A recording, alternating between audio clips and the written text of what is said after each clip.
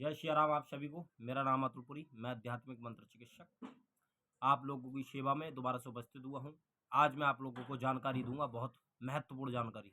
हम बजरंग बाण क्यों और कब करें, क्या कारण है बजरंग बाण करने का। हम बजरंग बाण रोज कर सकते हैं या नहीं कर सकते, इसके ऊपर मैं आपको जानकारी दूंगा। आप बजरंग बाण रोज नहीं कर सकते हैं। बजरंग बाण करने का एक महत्व होता है। जब हम किसी संकट में फंस जाएं, अगर कोई तांत्रिक हमें बार बार परेशान कर रहा है अपनी तंत्र क्रिया से, मंत्र क्रिया से, यंत्र क्रिया से हमें कष्ट पहुंचा रहा है, तब हम बजरंग बाण का पाठ कर सकते हैं। अन्यथा हमें बजरंग बाण का पाठ कतई नहीं करना चाहिए।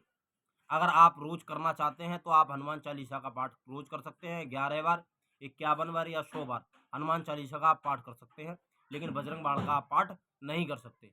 बजरंग बाण का पाठ रोज क्यों नहीं करना चाहिए, इसके पीछे कारण है।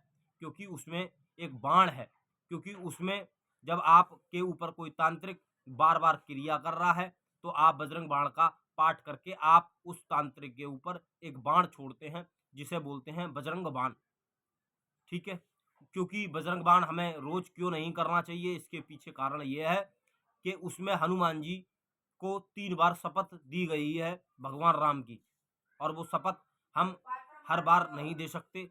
क्योंकि जब हमारी जान पर बनाए, जब हमें कोई भी चारा नजर ना आए, हमें कोई भी तांत्रिक से बचाने वाला नहीं है, तब हम बजरंग बाण का पाठ कर सकते हैं डेली। अगर कोई तांत्रिक हमारे ऊपर बार बार क्रिया कर रहा है, क्रिया अगर वो हमारे ऊपर कर रहा है और हम बजरंग बाण का पाठ कर रहे हैं, उससे उसको क्या हानि होगी।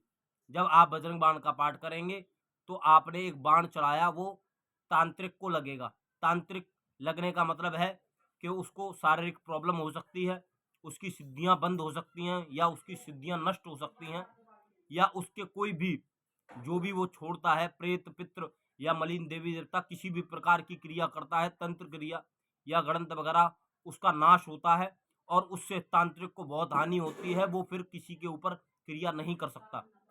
इसलिए बजरंग बाण का पाठ हमें जब ही करना चाहिए जब हमें हमारे ऊपर संकट हो या हमारे ऊपर विपदा हो। उससे पहले हमें बजरंग बाण का पाठ कतई नहीं करना चाहिए।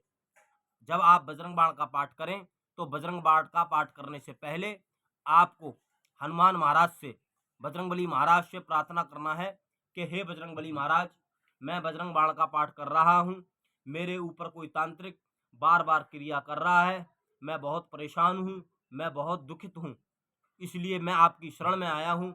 आप अपने बजरंग बाण को स्वीकार करें और मुझे इस विपदा से बचाएं और इस तांत्रिक से बचाएं। मैं आपकी शरण में आया हूं, मुझे अपनी शरणागति प्रदान करें। तब आप बजरंग बाण का पाठ करें। बजरंग बाण का जब आप पाठ करेंगे, और आप 1 बार या 11 बार बजरंग बाण का पाठ कर सकते हैं। 1 बार या 11 बार करने से आपको बड़ा लाभ होगा, और आप के ऊपर बार बार अगर क्रिया हो रही है तो आप डेली बजरंग बाण का पाठ कर सकते हैं। अगर कोई तांत्रिक आपके ऊपर बार बार क्रिया कर रहा है, अगर आपको लाभ होता है और आपके ऊपर फिर क्रिया होना बंद हो जाती है, तो आप बजरंग बाण को छोड़ दें, फिर आप हनुमान चालीसा का पाठ करें। जय श्री राम।